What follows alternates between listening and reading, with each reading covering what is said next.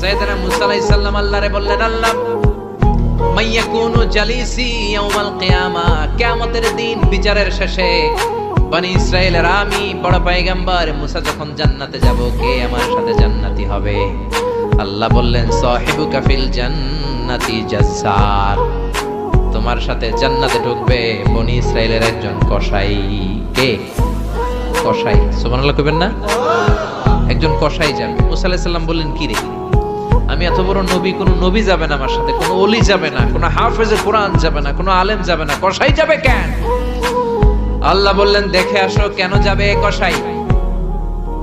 সাইয়েদনা মুসা আলাইহিস সালাম কসাইয়ের দোকানে গেলেন, দেখলেন না কসাইয়ের স্পেশাল কোনো আমল তো দেখা যায় না, খালি গোশত কোপায়। কি কোপায়?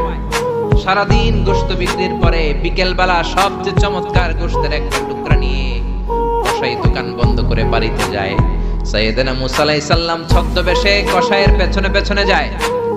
কসাই ঘরে ঢুকার পরে সাইয়েদনা মুসা আলাইহিস সালাম ঘরে নক করা শুরু করলেন। কসাই দরজা খুলে দেওয়ার পর সাইয়েদনা মুসা আলাইহিস সালাম পরিচয় গোপন করে বলে, আমি একজন মুসাফির, আজকে রাতে আপনার ঘরে থাকতে চাই। কসাই বলে, আহলান সাহলান মারহাবান, তাকিবা, আসেন, থাকেন, কোনো সমস্যা নাই, পাশের ঘরে বসেন, ওই ঘরে আমার একটু কাজ আছে।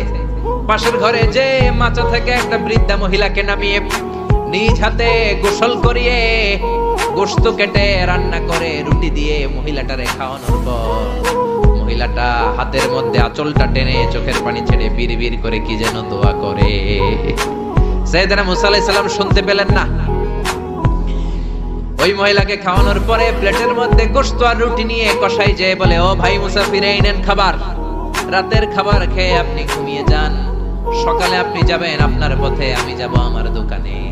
সাইয়েদনা মুসা আলাইহিস সালাম বলে, রাতের খাবার পরে খাবো, আগে বলো ওই মাচার মধ্যে বৃদ্ধা মহিলাটাকে।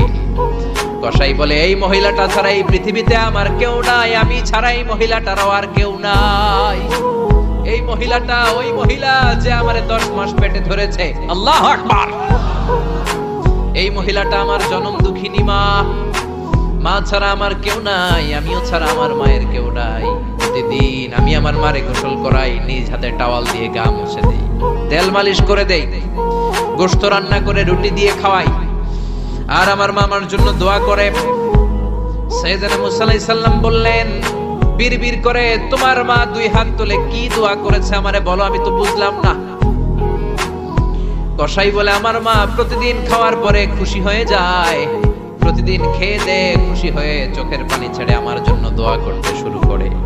একটা পাগলা দোয়া, বিগত 20 বছর যাবত আমার আম্মা এই দোয়াটা করে। আমি জানি এই দোয়া কোনোদিনই আল্লাহর কাছে কবুল হবে না। সাইয়েদনা মুসা আলাইহিস সালাম বললেন, ও ভাই বলোই না কি দোয়া করে, আমারে বলো বলো। কসাই বলে, আমার মা বলে, আল্লাহুম্মা জাআল ইবনি জালিসা মুসা ইয়াউমাল কিয়ামাহ। খাওয়ানোর পরে খুশি হয়ে হাত তুলে আমার মা বলে, আল্লাহ আমি আমার ছেলের খেদমতে এত খুশি, আমার ছেলের জন্য আমি হাত তুলে দোয়া করে দিলাম। শুনেছি এই জামানার বড় পয়গম্বর, বনি ইসরাইলের সবচেয়ে বড় পয়গম্বর হলো মুসা। আমার ছেলে কিয়ামতের দিন বিচার শেষে মুসা যখন জান্নাতে যাবে, আমার ছেলেরও মুসা নবীর সাথে তুমি জান্নাতে ঢুকাইয়া দিও। মুসা নবী যখন জান্নাতি হবে, আমার ছেলেরও ঢুকাইয়া দিবা। দোয়া করতে দেরি, কবুল হতে।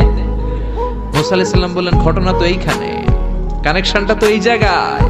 এই কসাই তো এমনি এমনি আমার সাথী হবে না, এটা মায়ের দোয়ার বরকত। চিল্লা এখন ঠিক কিনা?